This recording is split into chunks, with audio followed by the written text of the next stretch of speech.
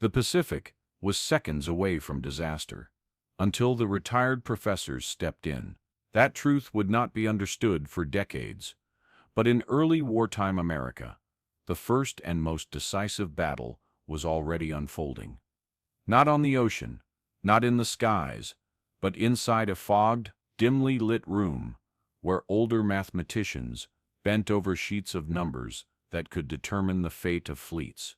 The winter of early war America carried a strange stillness, the kind that settles over a nation bracing for something it can sense, but not yet see. Along the Atlantic coast, the air smelled of cold metal and brine, and over the Navy's new intelligence annex in Washington, D.C., a low ceiling of gray cloud hung like a lid pressed tight over a boiling pot. Inside that nondescript building, long corridors hummed with the muffled cadence of typewriters, footsteps, and the restless machinery of a government suddenly aware that its oceans no longer guaranteed safety. The Navy called it OP-20G, though the name revealed nothing. Most Americans had no idea a battle was already underway here.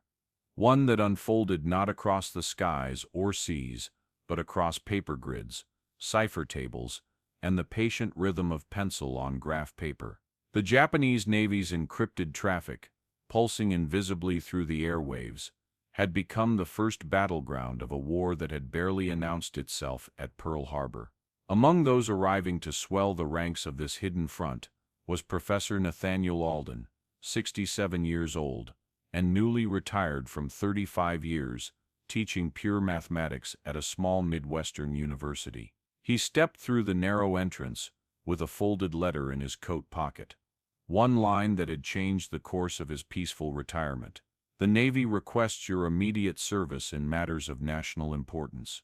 He had spent a lifetime teaching number theory, topology, and abstract structures his younger students often struggled to grasp. Yet here, in the austere halls of OP-20G, the abstractions he once loved in quiet seminar rooms were suddenly weapons. He arrived just as the Navy's Cryptanalytics section expanded faster than it could train specialists. There were too few codebreakers, too many messages, and too much riding on the difference between deciphering a pattern tonight or watching ships burn tomorrow. Alden moved slowly through the corridor, noting the rows of desks that seemed to stretch without end. The atmosphere felt strange, neither military nor academic, but something forged between the two. Radios crackled with intercepted Japanese signals. Stacks of unbroken cipher groups sat like silent challenges. The room's heat battled the winter cold, leaving the windows fogged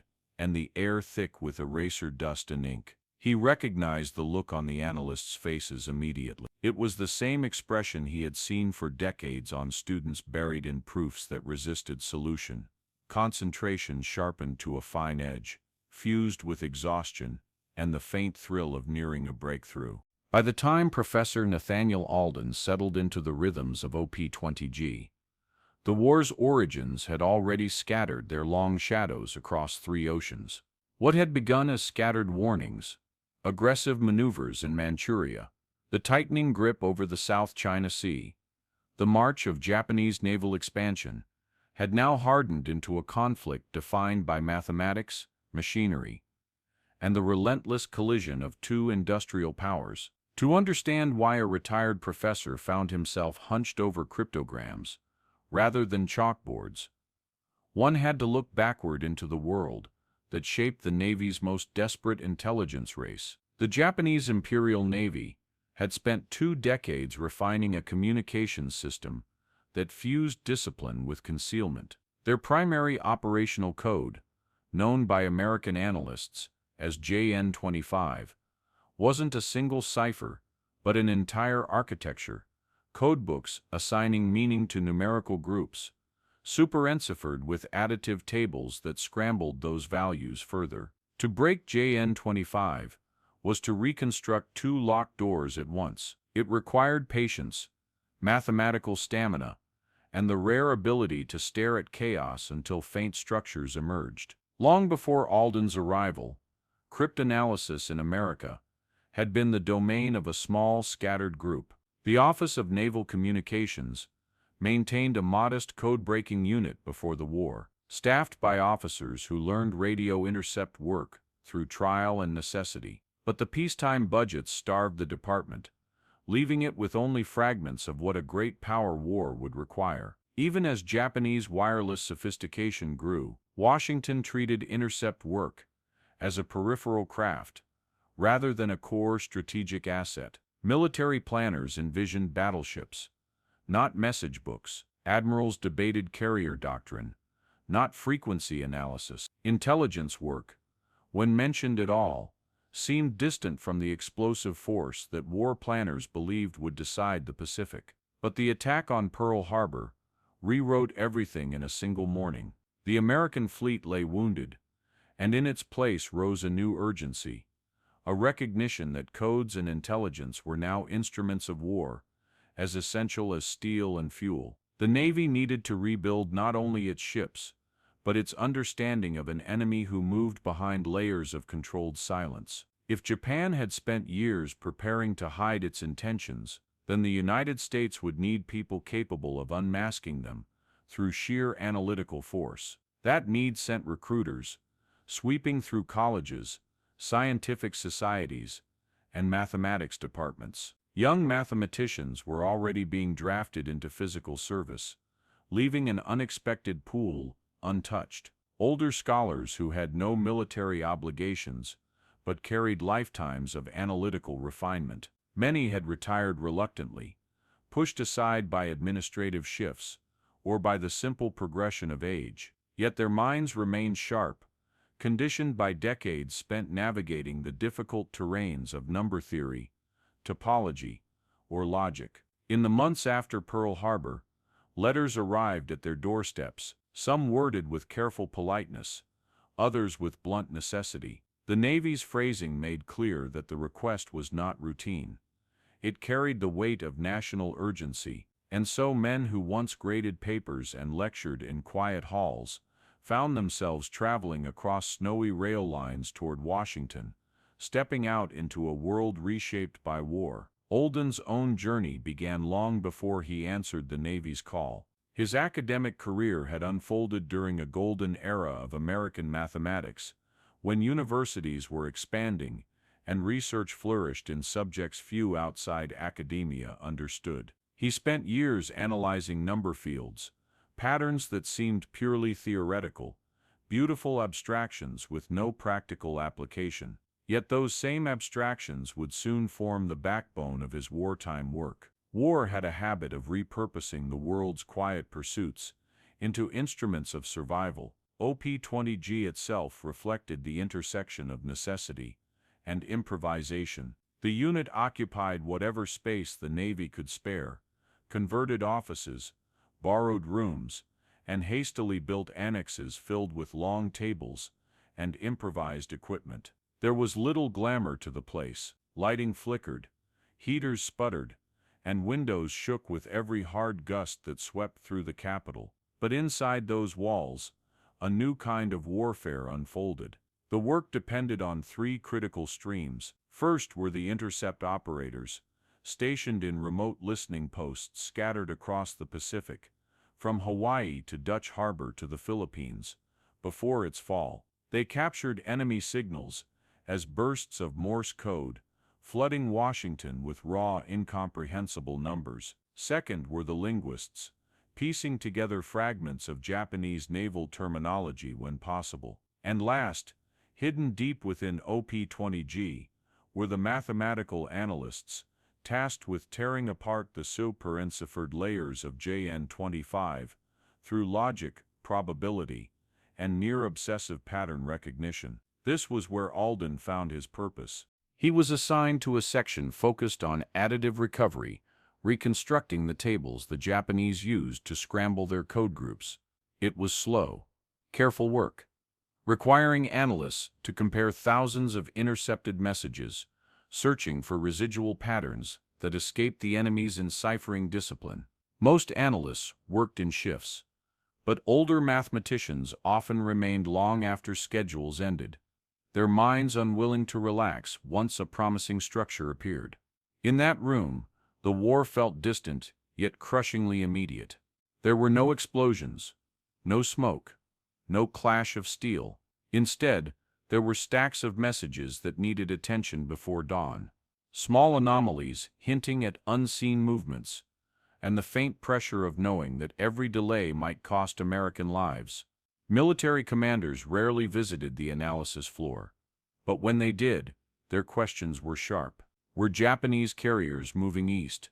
Had resupply convoys changed their routing patterns? Were submarine deployments shifting toward American lines of approach? Sometimes, the analysts had answers. More often they had only partial glimpses, patterns that suggested but did not confirm. The uncertainty weighed heavily, especially on the older minds whose academic careers had trained them to pursue complete solutions. Olden began to understand the new reality shaping the Pacific. Battles no longer belonged solely to those at sea. Outcomes now hinged on the quiet labor unfolding in rooms like this, where men and women examined invisible patterns with the same seriousness soldiers gave to rifles or aviators to engines. The United States was learning to fight in silence, and the retired professors who once solved theoretical puzzles were becoming critical instruments in that transformation. As winter gave way to the first hints of spring, intercepted Japanese traffic grew denser and stranger. Message volumes shifted.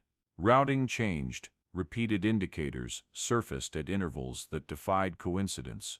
Something was unfolding far across the ocean, something the Navy needed to see before it was too late. Olden felt the weight gather like pressure in the air.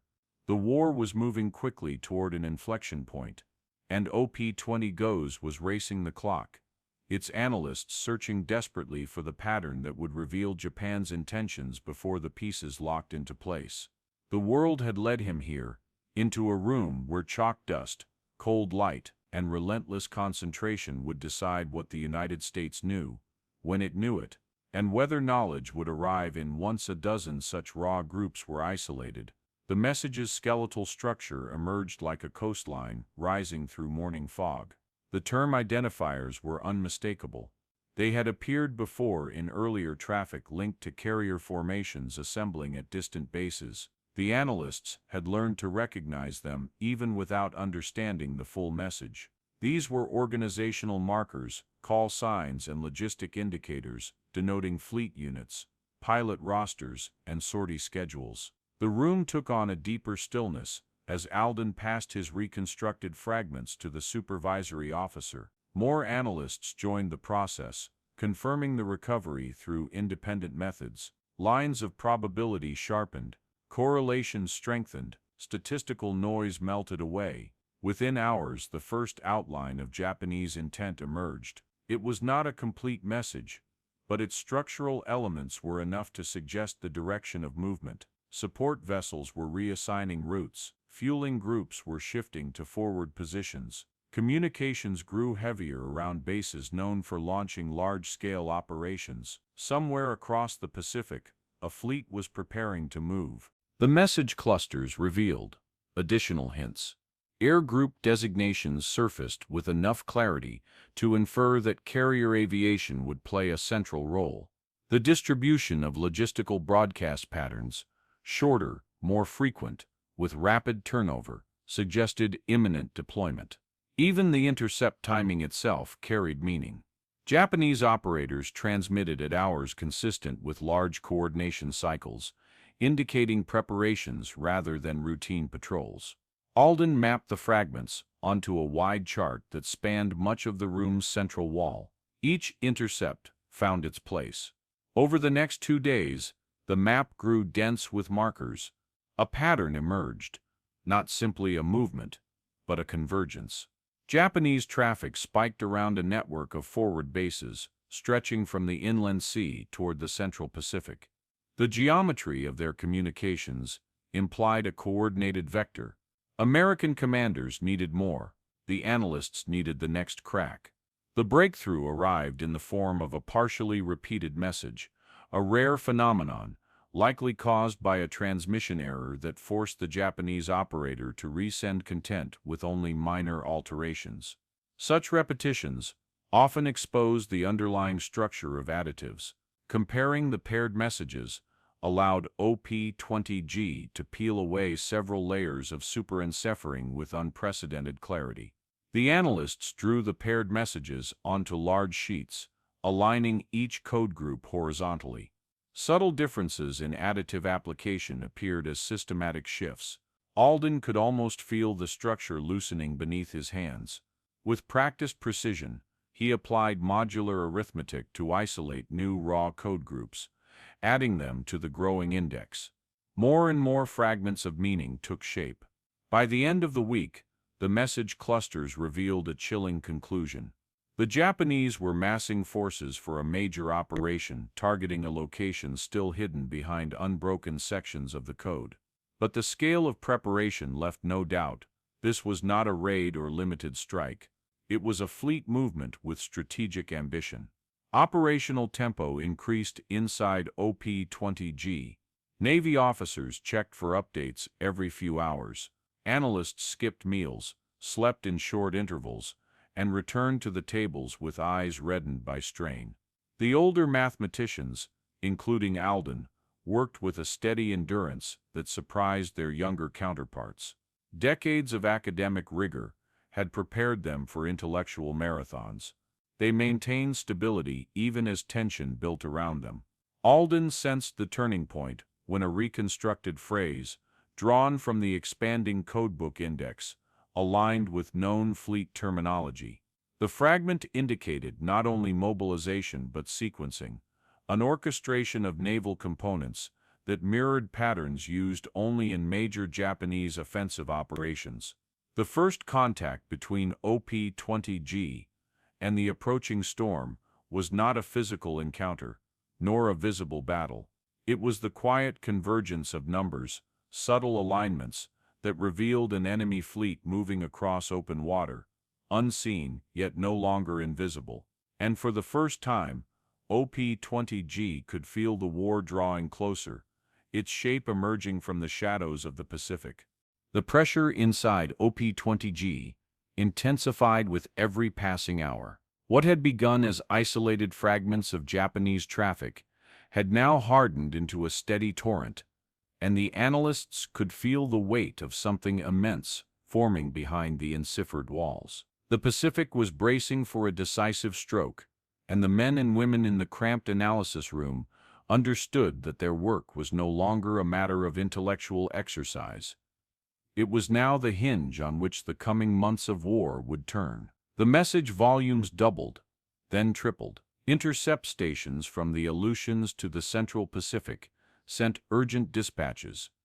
The Japanese networks were alive with movement, their transmitters operating at a tempo unmatched in months. Every scrap of traffic was routed to Washington, where it landed in compressed stacks on the long wooden tables, waiting for hands steady enough to uncoil the structure hidden within. Alden moved through the room with deliberate calm, his aging frame carrying a mind that refused to yield to exhaustion. A storm of numbers surrounded him: 5-digit clusters, partially recovered code groups, tentative dictionary entries, probability charts. Each sheet represented a moment in a far-off sea, an order, a logistical request, or a fragment of a carrier group's internal preparations. The analysts no longer sought simply to understand the enemy. They were racing him, their pencils marking time against propeller blades, slicing across the Pacific night. Fatigue pressed heavily on the younger analysts. Some dropped into half-sleep at their desks, until jolted awake by the arrival of another intercept batch. Senior officers paced between tables, boots striking the floor with a tight rhythm that betrayed their contained urgency. Radiators clanged with uneven heat, steaming the cold from the windows, only to have new fog gather as the room swelled with human breath. The war outside felt distant, but in OP-20G, it wrapped itself around everything: thought, motion, silence. Alden centered himself at a table covered in sheets from the latest intercept burst. Japanese traffic had begun showing a peculiar structural signature, repeated logistics references, and encrypted fleet identifiers that appeared to converge geographically. Analysts could not yet decode enough content to name the destination, but all signs pointed toward a major naval assembly. The shape of the Japanese plan was becoming visible, not in clarity, but in outline, like a distant silhouette forming through morning haze. The breakthrough came not through luck, but pressure. Pressure applied by hundreds of intercepted messages, forced into alignment through comparative analysis. A subtle inconsistency and additive usage reappeared across several high-priority signals. This discipline lapse, likely the product of rushed operators or a procedural oversight, offered a narrow seam. It was the kind of weakness that could not be spotted by machinery or routine checking. It required a human mind tuned to the faintest irregularities, a mind that carried decades of mathematical intuition. Alden leaned into the sequences, isolating shifts that repeated across the set. His pencil traced the modular relationships, marking where additive leakage exposed fragments of the underlying codebook. The room around him faded into a distant buzz. The typewriters, the clatter of radios, the clipped footsteps of officers. All that remained was the relentless structure of numbers, the cold geometry he had studied for most of his life. Slowly the patterns aligned. A block of raw code groups emerged, then another. With each extraction, the coded message grew less opaque. Other analysts joined the effort, verifying his deductions, adding newly unlocked values to the master index. The codebook reconstruction accelerated. What had once been scattered fragments now formed a lattice, a flexible but coherent skeleton of Japanese naval terminology. Cross-referencing older messages with the updated index yielded fresh insights. The room leaned forward collectively as lists of partially translated content appeared beside stacks of raw cipher sheets. Then the critical phrase surfaced. It carried no coordinates, no explicit description, but its structure was unmistakable. A reference to carrier air groups executing preparation cycles consistent only with major offensive deployment. The reconstructed fragment aligned with previous Japanese procedures used before operations in the Indian Ocean and the South Pacific. It was the signature of a fleet moving toward decisive engagement. The realization settled over the room like cold fog. The Japanese were planning something vast, and the timetable was tightening by the day. Tension climbed still further when several messages displayed accelerated turnover, short transmissions sent in rapid sequence, then repeated from alternate frequencies. This was the hallmark of fleet synchronization. Carriers, destroyers, cruisers, and support vessels were cycling through readiness checks. Fueling groups were dispersing. Air groups were conducting communications drills. Every signal pointed to a massive sortie. Inside OP-20G, the pressure crossed into a new threshold. Officers conferred quietly near the wall charts. Intelligence channels opened to Pacific Fleet headquarters. Yet despite the widening alarm, the most vital detail remained locked behind unbroken code groups. The objective, that final barrier, defined the breaking point. The analysts knew they were close, but close was not enough. Without understanding the Japanese target, the Pacific Fleet's carriers could stumble into an ambush that would replicate the catastrophe at Pearl Harbor on the open sea. Every hour of uncertainty increased the risk. Alden pushed deeper into the new intercepts. His hands trembled, not with fear, but with exhaustion. The room's light had grown dim with the slow descent of evening, yet no one rose to adjust the lamps. They worked as shadows lengthened across charts and cipher sheets. At times, the quiet was so complete that the creaking of pencils seemed to echo like distant rigging in wind. He caught the next scene just before midnight. A small group of repeated code elements, likely routing indicators, reappeared across 3 high-priority messages. Their alignment suggested a shared operational context. By comparing the reconstructed segments with the partially known structure of Japan's navigation code, Alden isolated the probable meaning, fleet movement, tied to pre-strike positioning. It was a thin sliver of meaning, but enough to refocus the room.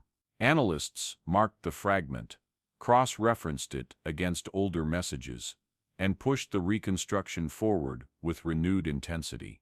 Additive tables that once seemed impenetrable now yielded under the weight of accumulated insight. Raw code groups flowed into the index with greater frequency, and then quietly, without ceremony, the objective revealed itself. A partially broken message contained an unmistakable reference, a coded designation, tied to a small but strategically vital American outpost deep in the Central Pacific. The entire Japanese formation, carriers, battleships, cruisers, and supporting elements, was converging toward a single point on the map.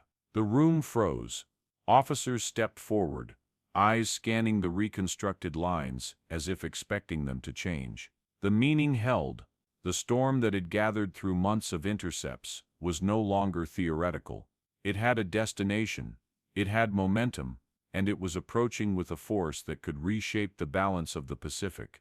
OP-20G had reached its breaking point, but now, for the first time, the United States could see through the storm.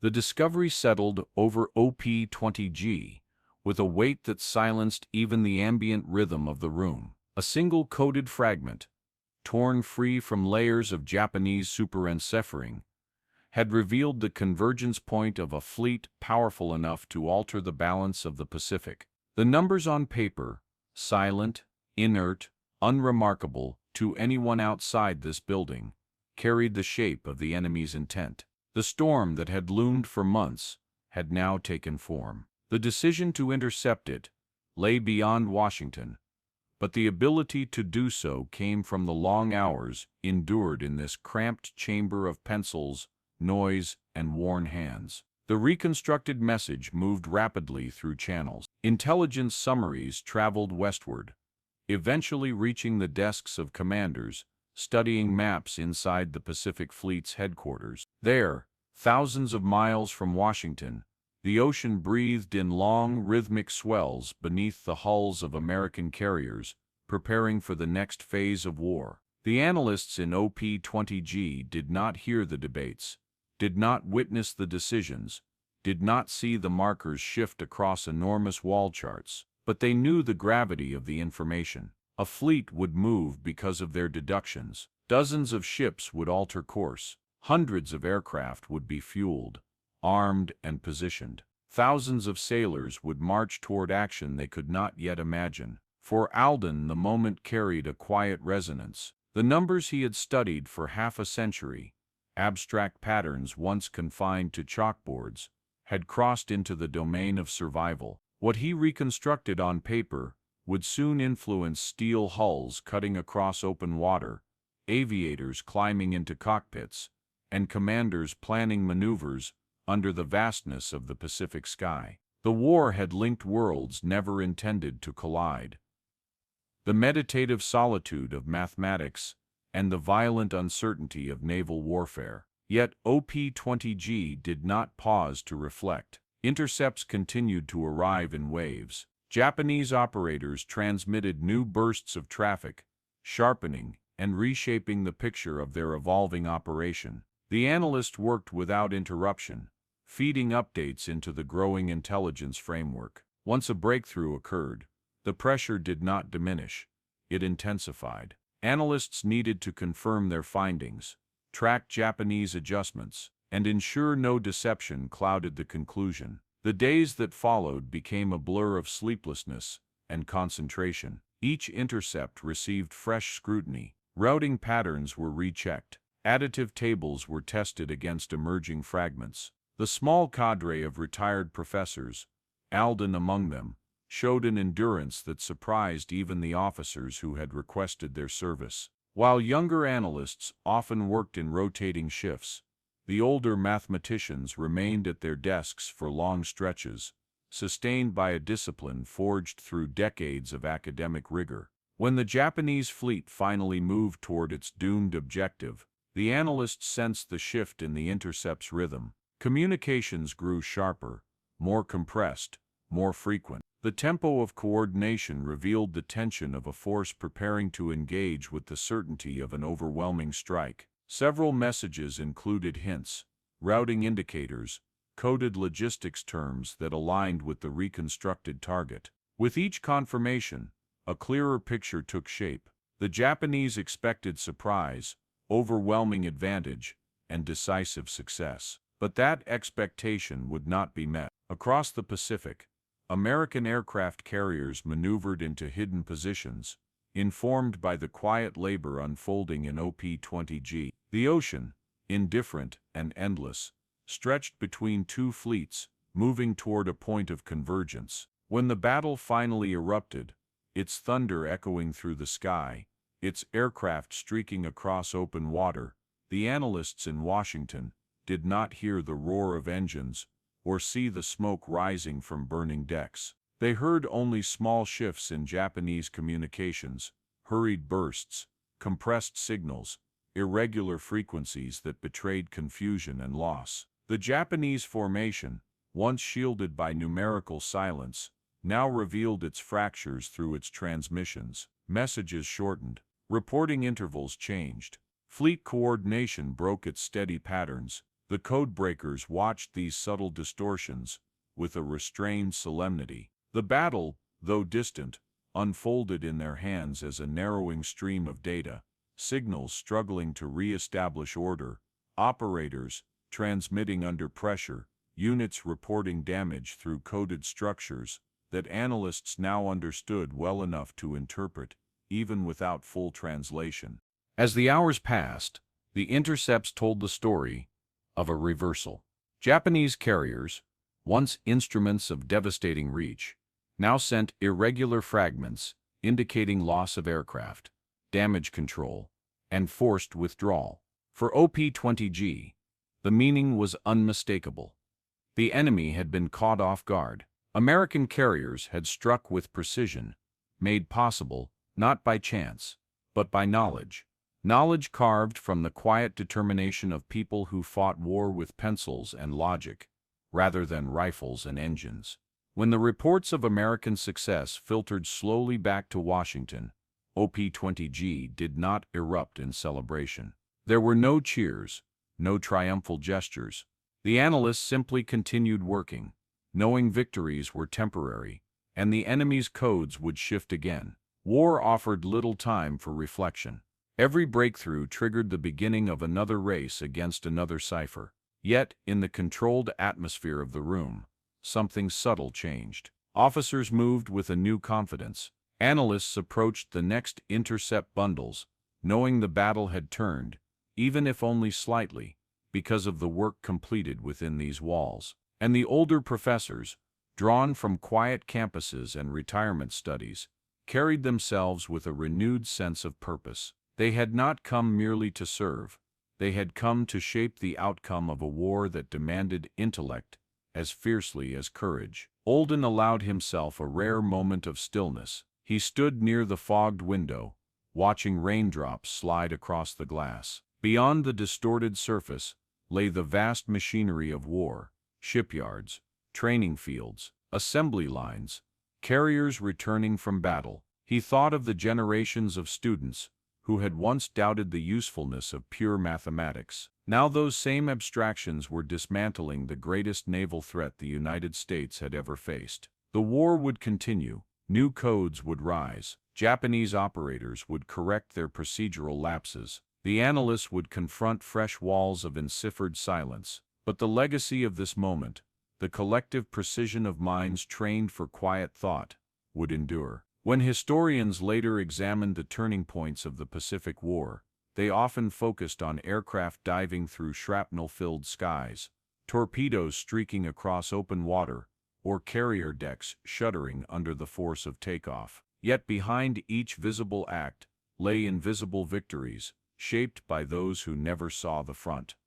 The mathematicians, who refused to stop working until patterns emerged from chaos. OP-20.